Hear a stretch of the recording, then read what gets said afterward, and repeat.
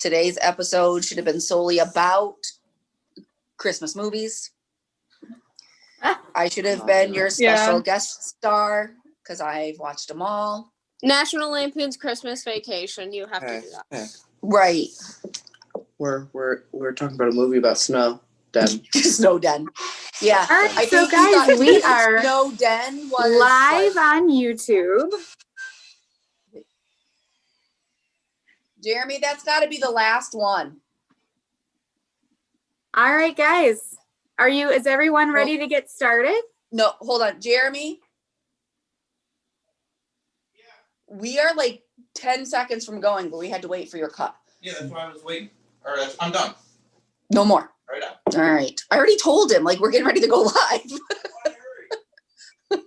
All right. He's not going to run the circular saw again. I think we are live, aren't we? We are live. Great. So, welcome back, everybody. For episode 3. This is what happens when we record from home, right? This is the virtual world. We got to see all the bloopers from all of our newscasters in the spring, and so we can just be added to that reel. Right. Bloopers? Yeah. Okay. From TV. So we are here for our last episode in our series about Hamilton. And today our hosts are Riley Shaw and Mariah Clendenin, and they are here and they're going to be talking with us about the costumes and music of Hamilton, which are very intriguing. So I'm happy that these are the topics that we are ending off in our series with. So I'm going to pass it over to you guys. Okay, so I'm Riley. I'm going to talk about costumes. So when designing the costumes, they kept the shoulders down, more of the older style. So the clothing is all old-fashioned and up to date and up to representing the time period that Hamilton takes place. But from the shoulders up, they just left it of what the actor brought to the character, to give it the more modern twist on it that Hamilton tries to provide. From the male costumes, they wear a type of costumes of trousers, long boots, skirts, button-down waistcoats over shirts, which is a style from the 1770s and the 1820s to take place of the time period. Female costumes were mainly satin dresses, lighter colors like mint or gold. The one exception in the pictures you see Elizabeth Schuyler, and she is wearing a robe to represent a nightgown and a black dress when she's mourning the death of her son. And then the ensemble costumes all wear the same clothing as a costume, where males have a long sleeve, with females have short sleeves. So after seeing Hamilton, do you guys believe that the costumes are relevant for both this time period and the modern twist Hamilton provides? So, and that's a picture of the full cast of everybody looks like, sorry. I have to say that sometimes, like, as much as I love, my jeggings and how comfortable they are, sometimes I kind of wish that was still the style, that you had to get dressed up to go somewhere. Sometimes I kind of wish that it was that way. I felt like, I don't know, it was still very fashionable, even though it was 1700 style. I mean, and if you look at all the different costumes in Hamilton, not one is the same. Even for the ensemble members, no matter what they're wearing, there's all some kind of difference between each castmate.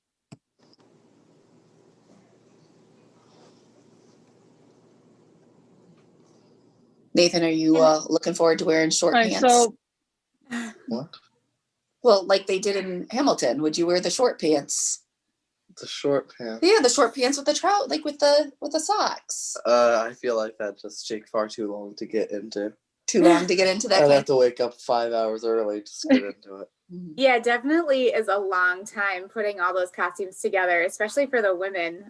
Needing to put all the layers of the corset and the first dress, the underlayer, and then putting the main dress on top of it. But one of the things that I really liked about the costumes that kind of brought together the time period as well as the modern twist was the hairstyle. And Absolutely.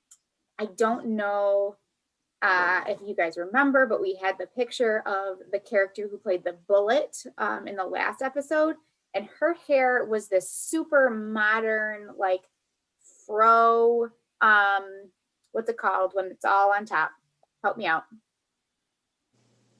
I know what you're talking A about. bun? I don't know what it's Again? called. Mariah, did you say it? No, I was thinking afro, but I don't Are you think talking about a that's it. bun? No, it's like, No, like 'cause- normally you see it as spikes, right? Oh, mohawk. Like a mohawk. It's a mohawk. Thank you. Yeah. Yes. So like she has this really cool modern mohawk, but with the traditional costume. And so I thought that was a really fun way for them to kind of melt both worlds together, since they did have the traditional costumes, but still bring that modern feel into it with the hairstyles. So kudos to whoever did their hair and makeup. A little steampunky, don't you think? Like a little bit like steampunk, Yeah. some of these costumes. And I thought that was Absolutely. kind of cool.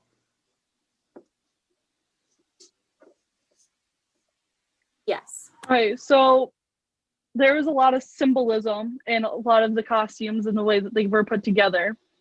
So like Alexander Hamilton, he wears a green a total of 10 songs, and it's to represent of him being on the $10 bill.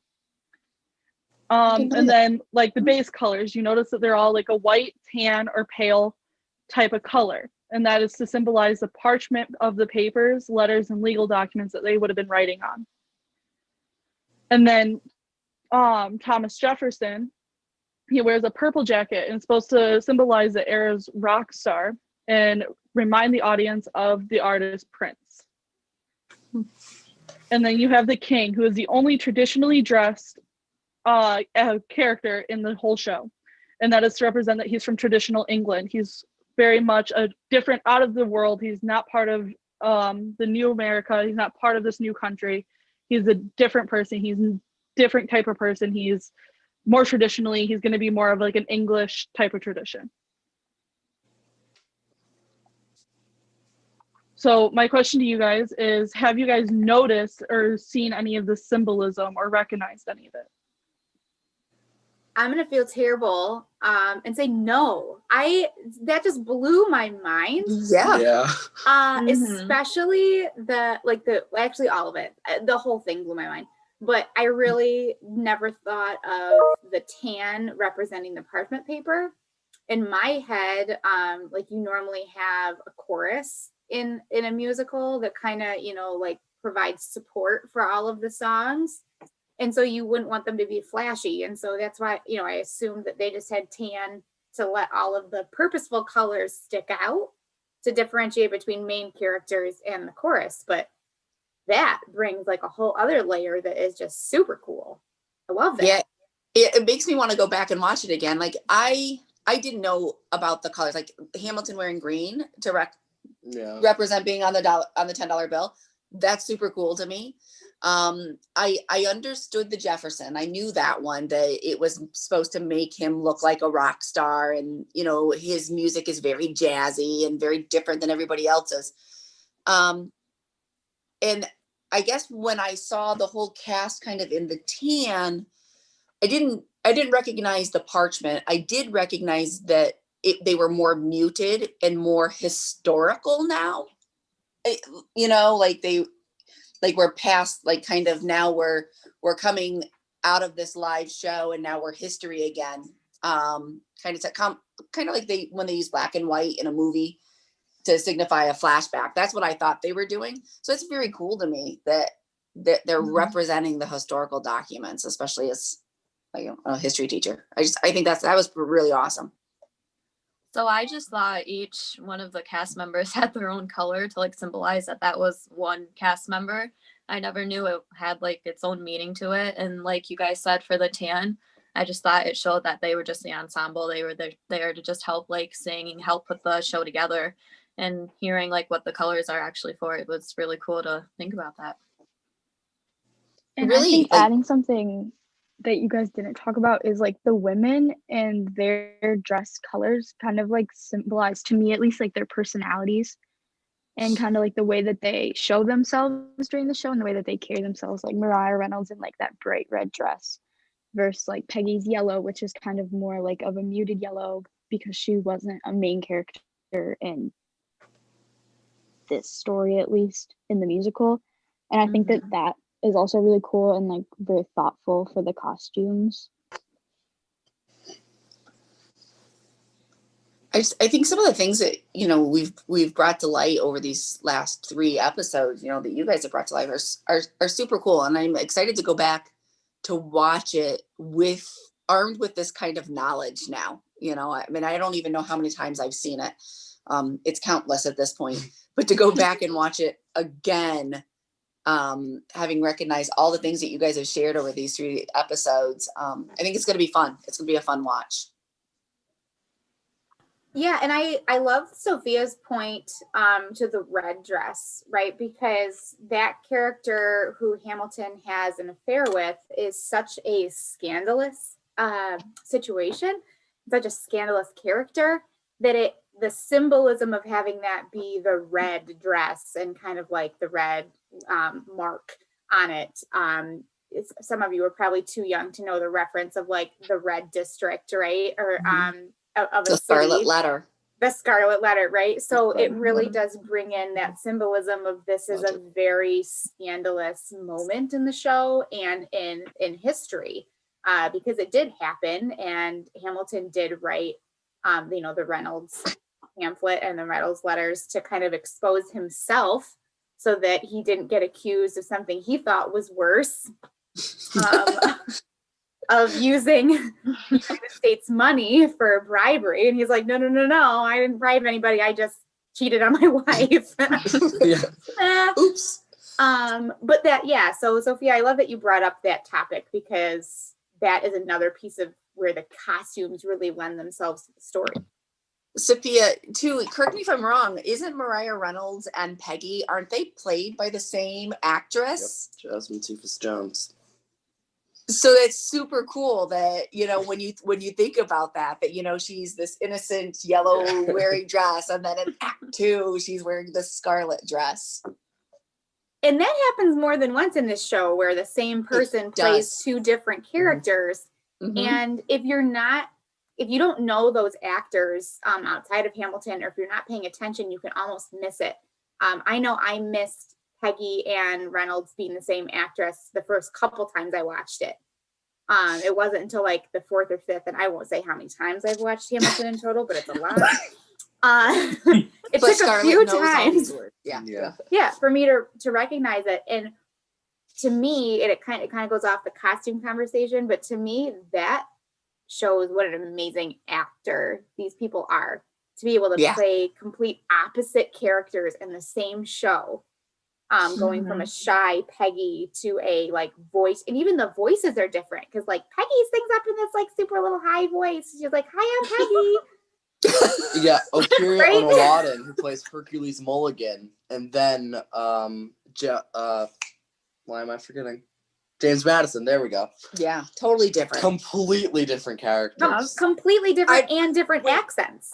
I'm actually sitting here right now, mind blown, because I didn't know that. You did? Mulligan and Madison are the same actor. Anthony Ramos. I had no idea. Yeah, Anthony Ramos plays John Lawrence and Philip Hamilton.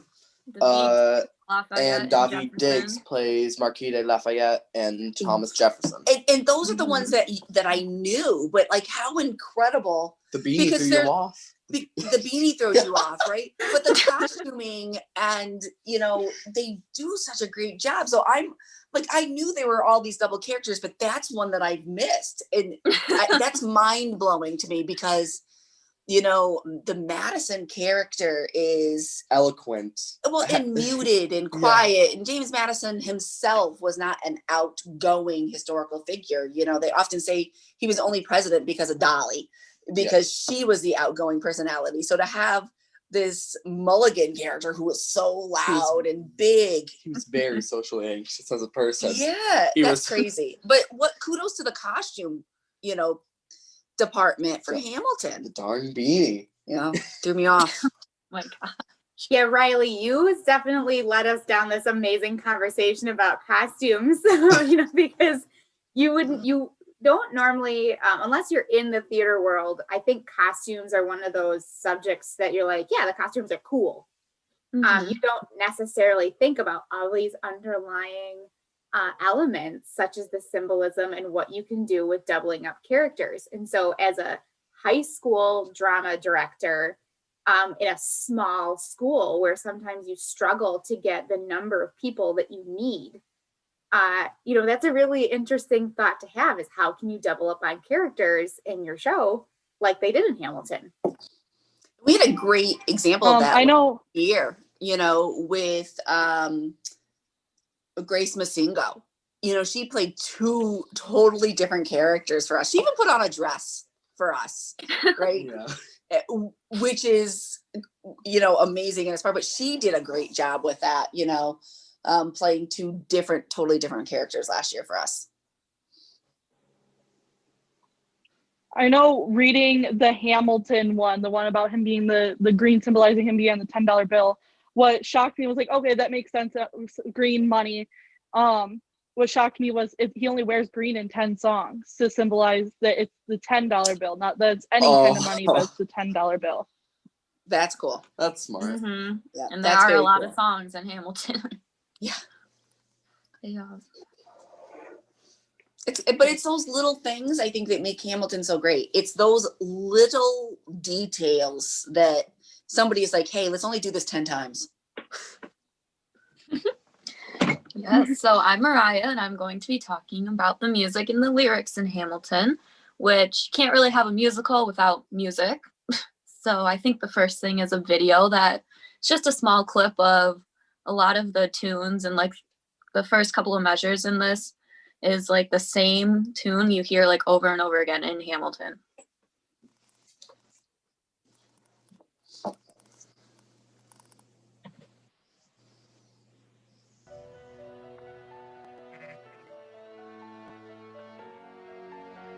The $10 founding father without a father got a lot farther by working a lot harder, by being a lot smarter, by being a self-starter. To your union, evolution, and the hope that you provide. May you always be this high. So I was trying to find a video that like showed the music, and I liked that one because you couldn't see anything else. You couldn't see the choreography, couldn't see the costumes. So you were just pretty much thinking about the lyrics and the music in that. So one of the songs in Hamilton is Guns and Ships, which is where they introduce Lafayette for the first time. Like, yeah, you see him in the musical before that, but this is where they really like introduce him. And Burr starts singing, like, turns out we have a secret weapon, an immigrant you know and love who's unafraid to step in. And like everyone give it up for America's favorite fighting Frenchman. And like everyone just screams Lafayette. I didn't realize that he actually was like the main hero of that war, because he was like a spy since he was French. He went back to France and he got 6,000 or more other soldiers to come and fight with the other crew, and he fought for free too, and it was just really cool to find that out. And Aaron Burr says, fools who run their mouth off wind up dead. And then John Lawrence comes in and starts doing like this little rap thing, and then Burr goes, like I said, and then John Lawrence introduced himself, and that's kind of foreshadowing, like Burr was saying he's gonna die in this musical because of that. And that was really cool. That took me a little bit to find that out. And then in 3 songs, Eliza always uses the word like narrative. In the song That Would Be Enough, she says, let me be a part of your narrative. In the song Burn, which is my mom's favorite song and mine, she says, I'm erasing myself from the narrative. And then in the last song, Who Lives, Who Dies, Who Tells Your Story, she says, I'm putting myself back in the narrative. Now that also took me a long time to figure that out, because she felt like Alexander wasn't like giving enough time for her and the family that they were about to have, because she was pregnant. And then after she found out about the affair, obviously if you find out your husband's cheating on you, you're gonna be like super mad and want to walk away from it. And then in the song, oh, I can't think of it. It's Quiet Uptown is when she like forgave him about the affair. And then the last song is just pretty much everybody singing about what Eliza did for her and her family. So that's like one of my favorite songs too. So while listening and or watching to the musical, did you guys find those little key factors the first time, or did it take you a couple times to like catch some of those? It took me a couple times to see the foreshadowing. And actually, while you were describing the foreshadowing about, our gentleman dying there. Lawrence. Yep, Lawrence, thank you. When Burr says those who run their mouth, I wonder if that also is foreshadowing Hamilton, because he's often telling Hamilton, talk less, smile more. And then he's saying those who run their mouth end up dead, and Hamilton ends up dead.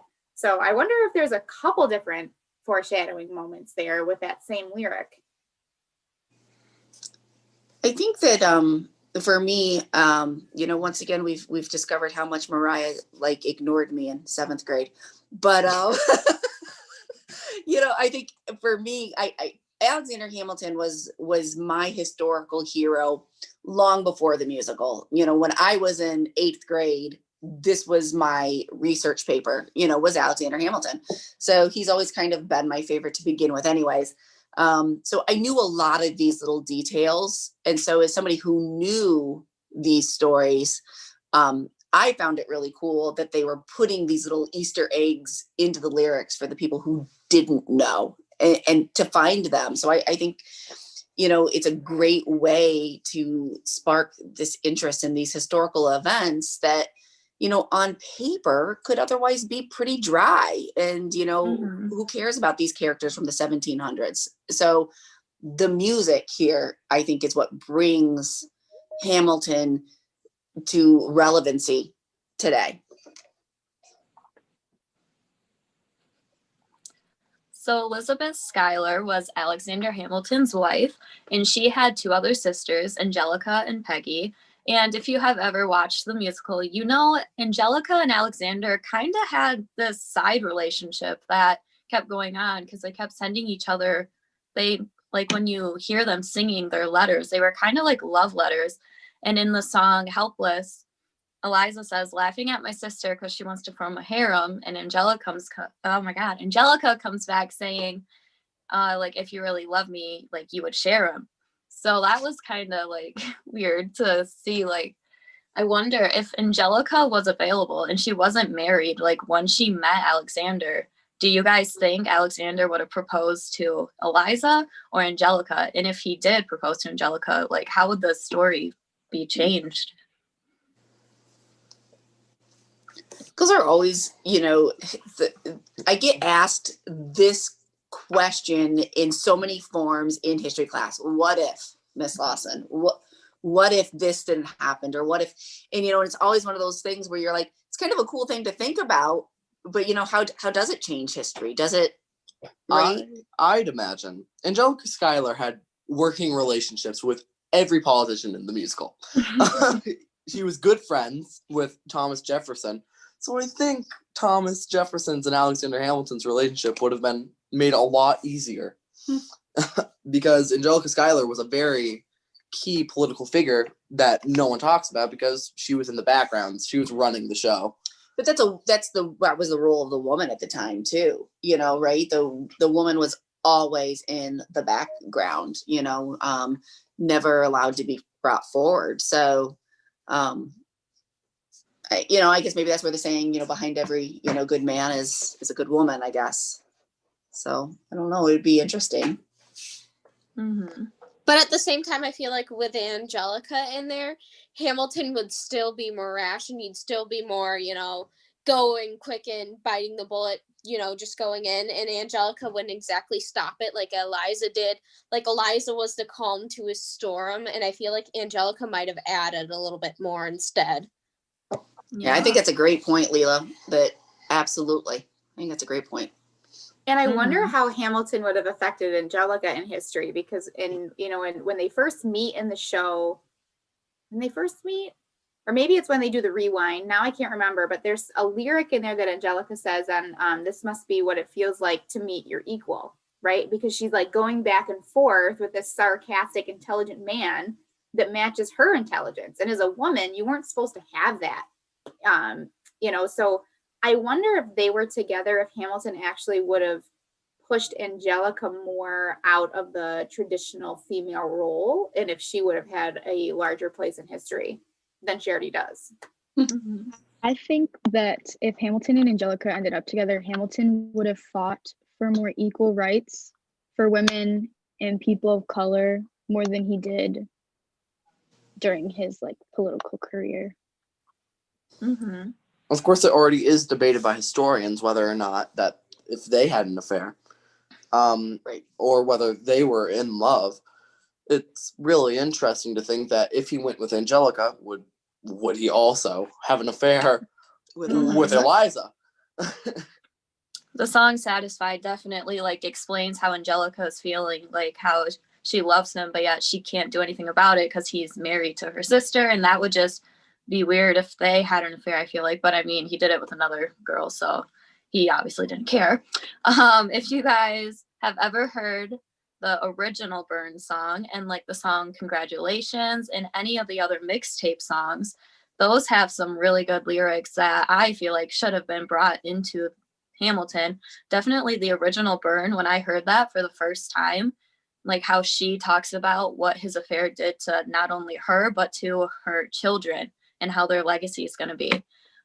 If you guys have ever heard like any of the original songs or the mixtape, do you think any of the songs or lyrics should have been added into the original Hamilton? To sound incredibly basic, that everyone agrees. Why did they cut Congratulations? I don't know, because Yes. I it- like that song. It breaks up the Reynolds pamphlet song into two parts. They'd have to rework how the Reynolds pamphlet song worked just due to the timing of everything. Mhm. But that is an incredible song. Well, it goes to like the now to the production team too. Think of how many hours of actually mixtape songs there are. How long can you make a show? Too. And how many incredible artists went into the mixtape. Oh, right. You look at, we have We the Kings, everybody. Jimmy Fallon appears in there. Great. Kelly Clarkson. Kelly Yeah. Clarkson, yeah. Yeah. There's a ton. And I think the only show that I know of that has done this, and I really do want to go watch this though, is the Harry Potter show that's on Broadway. The Cursed Child. The Cursed Child, and it's a 2-day event, so they have 2 shows, and you buy tickets for both days. Uh-huh. So, and I think they're the only ones that do that, where you basically are seeing 2 shows, but it's one story. So, I mean, in a way, if you had added all of that into Hamilton, you would have had to have a 2-day show. There's just so much. So production at some point has to say, okay, what songs do we have to include because they move the story, and which ones do we really like, but we've got to let them go to the wayside because they're not essential to moving the story. And that's the awesome thing about Hamilton is because, they still had to cut out those songs, they still have recordings of it from different artists and everything. Like this past one, Lin-Manuel Miranda released a one from way back when he sang George Washington's part and all in there and everything. But the one that I really loved and that really made me emotional was the Dear Theodosia reprise. That one was amazing. Yeah. Another thing I love about the music in Hamilton is how when they're switching songs, it's not a break in between. Like there's not even like 1 second break of you knowing you're about to switch a song, because they use the same music to smoothly slide right into the next song. And all of a sudden, just more people come out on stage and more choreography is happening. And there's just different lyrics. And I love how there's never a break in between songs. Well, most of the songs, and it just smoothly slides right in there. Now, if you guys have, What? And I could see how you would appreciate that so much, because as Yep. being the music person last year in Newsies, you of everybody understood, like, okay, wait a minute, something is happening and we're not getting stage props moved quick enough. So I'm gonna replay this and like to make things seem like they were gonna be okay. And I don't think anybody ever caught those little things that the music producer did. So I could see where you would really appreciate that portion of this. Y'all remember is when a nice wheel how came it- off of our set on show day? Tori The said what? Macbeth, it was bound to happen. The one day Tori said Macbeth on the stage, a wheel fell off of the set. Do you Oh, remember that that? that was great. Well, yeah, if you guys have never, like, any of you that are watching have never seen Hamilton, I would highly suggest go watch it, especially knowing all of the stuff that you have found out with all of us talking. Definitely go watch it. It is a good show, and that is coming from me, someone who does not like history. So, Mariah, I think you just put the perfect end to this episode because we're already to the end of our time, believe it or not. So I just want to thank everybody who has joined us for our 3-part series on Hamilton with our Art of Theater class. Hopefully we will be back as a group to talk about more musical theater, because of course we need musical theater in our lives, especially right now during COVID. So thank you all, and we look forward to seeing you in future episodes.